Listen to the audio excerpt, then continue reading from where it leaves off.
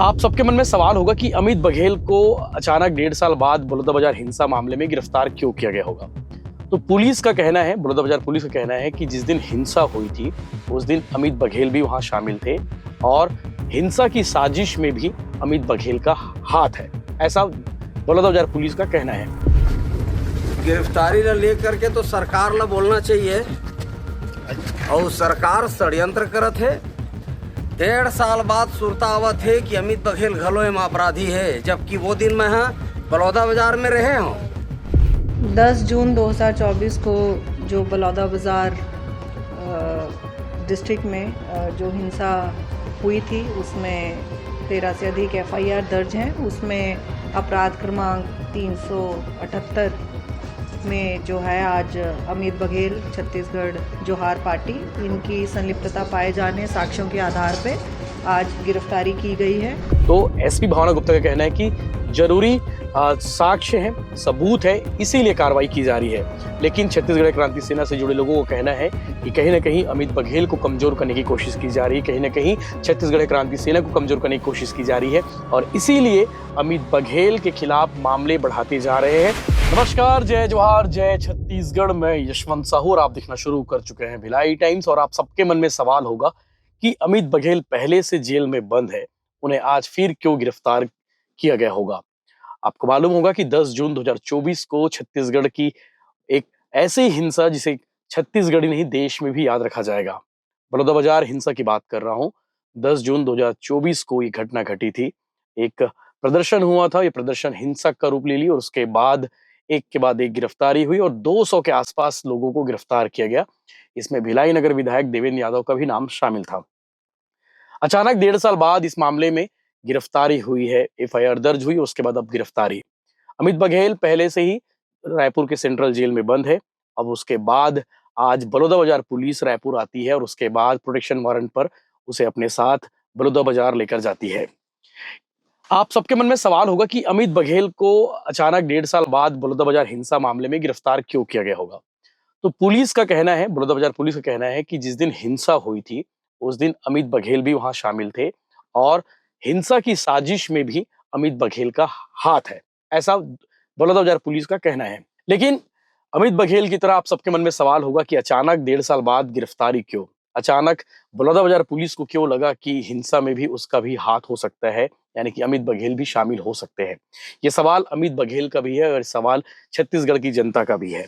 लेकिन पुलिस का कहना है कि साजिश की कड़ियां एक के बाद एक जुड़ रही है और इसीलिए FIR दर्ज हो रही है और इस मामले में कार्रवाई हो रही है, जो गिरफ्तारी होनी है। अमित बघेल के अलावा डॉक्टर अजय यादव जो छत्तीसगढ़ क्रांति सेना के प्रदेश अध्यक्ष हैं और अमित बघेल जोहार छत्तीसगढ़ पार्टी और क्रांति सेना के प्रमुख हैं, सुप्रीमो हैं। इन दोनों की गिरफ्तारी हुई है।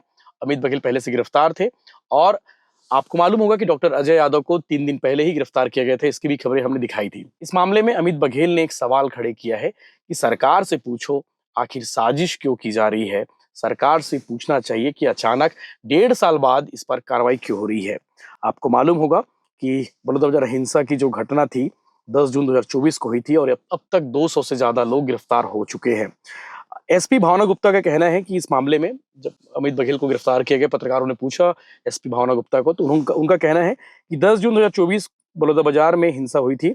इस केस में बलौदाबाजार भाटापारा पुलिस ने जोहार छत्तीसगढ़ पार्टी के प्रमुख और प्रदेश अध्यक्ष अमित बघेल को न्यायालयीन प्रक्रिया के तहत गिरफ्तार किया है।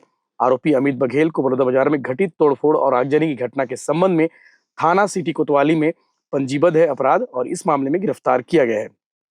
भावना गुप्ता का कहना है कि प्रकरण की विस्तृत जांच और तकनीकी विश्लेषण और फॉरेंसिक साक्ष्य के आधार पर अमित बघेल का प्रकरण में संलिप्तता का पर्याप्त साक्ष्य पाए गए हैं। SP का कहना है कि जो साजिश हुई है उसमें अमित बघेल के खिलाफ पर्याप्त साक्ष्य हैं।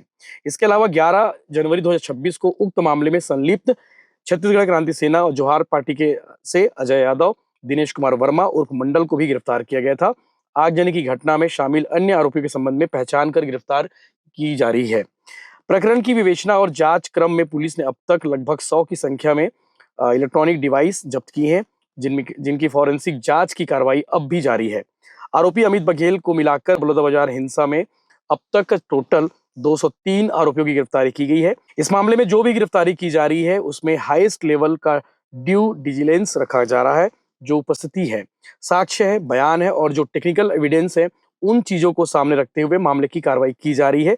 सभी जो पहलू हैं इस केस से जुड़े हुए हैं उन्हें एक्सप्लेनर के तौर पर रखा जा रहा है माननीय कोर्ट के सामने।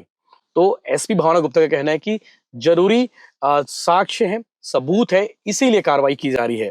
लेकिन छत्तीसगढ़ क्रांति सेना से जुड़े लोगों को कहना है कि कहीं ना कहीं अमित बघेल को कमजोर करने की कोशिश की जा रही है, कहीं ना कहीं छत्तीसगढ़ क्रांति सेना को कमजोर करने की कोशिश की जा रही है और इसीलिए अमित बघेल के खिलाफ मामले बढ़ाते जा रहे हैं और अमित बघेल और क्रांति सेना से जुड़े लोगों के खिलाफ में कार्रवाई जानबूझकर की जा रही है, ऐसा कहना है क्रांति सेना के पदाधिकारियों का।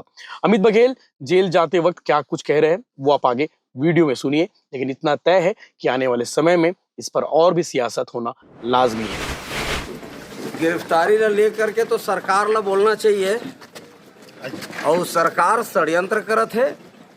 1.5 साल बाद सुरता आवत है कि अमित बघेल घलो में अपराधी है, जबकि वो दिन मैं बलौदा बाजार में रहे हूँ और मैं एक सामाजिक कार्यकर्ता होए के नाते बिल्कुल समर्थन करे रहे हैं ये आंदोलन के, लेकिन आगजनिक समर्थन नहीं रही। और ये आगजनी पता नहीं कांग्रेस और भाजपा दोनों के षड्यंत्र के हिस्सा है और ये दोनों के दोनों छत्तीसगढ़िया मल्ला बोरे के काम करत हो। जेन भी समाज छत्तीसगढ़िया समाज ला बोरे के काम करी वो सरकार बाँचने वाला नहीं है। 10 जून 2024 को जो बलौदा बाज़ार डिस्ट्रिक्ट में जो हिंसा हुई थी उसमें 13 से अधिक FIR दर्ज हैं। उसमें अपराध क्रमांक 378 में जो है आज अमित बघेल छत्तीसगढ़ जोहार पार्टी इनकी संलिप्तता पाए जाने साक्ष्यों के आधार पे आज गिरफ्तारी की गई है और 2 दिन का पुलिस रिमांड लिया गया है और उसमें अग्रिम प्रक्रिया जारी है। मैम किस तरीके से संलिप्तता पाई गई है? देखिए इन मामलों में लगातार जो है विवेचना की जा रही है। 100 से अधिक जो इलेक्ट्रॉनिक डिवाइसेस हैं पूर्व में जो गिरफ्तार आरोपी हैं उनके पोजेशन से जब्ती की गई थी और वो फोरेंसिक जांच उपरांत जो तथ्य सामने आए हैं, जो बयान सामने हैं, उस आधार पे और तमाम जो साक्ष्य है इस मामले में उसके आधार पे गिरफ्तारी की गई है। 11 तारीख को इसी पार्टी के 2 अन्य कार्यकर्ताओं की भी गिरफ्तारी की गई थी। तो जो तथ्य इसमें सामने आ रहे हैं उसके आधार पे कार्रवाई की गई है।